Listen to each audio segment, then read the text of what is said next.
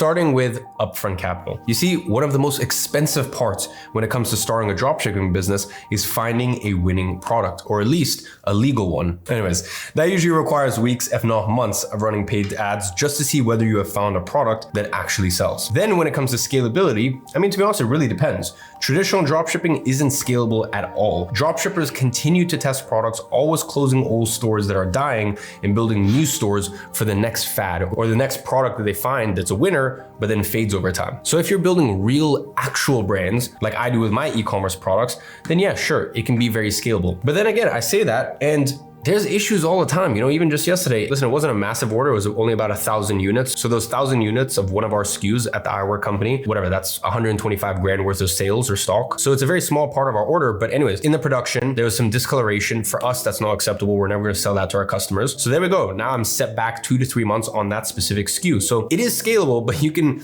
anytime you're making anything tangible, there can be a lot of issues involved. But anyways, back to the point. If we're doing it like this and, building a real brand and all this stuff, that doesn't fall under traditional dropshipping anymore. These businesses are highly complex with multiple parties being involved along the supply chain. So building a real brand compared to dropshipping, those are two very different things. Now, when it comes to fulfillment, yes, majority of it is done for you for the most part, but there are aspects of the fulfillment process that is out of your control. Aspects like shipping delays, suppliers not having stock, and refunds. The lack of control when it comes to fulfillment can make this a very stressful business because, maybe you have the demand, but unfortunately, a lot of times there can be fulfillment issues. So moderate, I don't mean as in like it's a lot of difficulty fulfill. It's just that there's a lot of things that could go wrong in the process. Now let's talk about risk.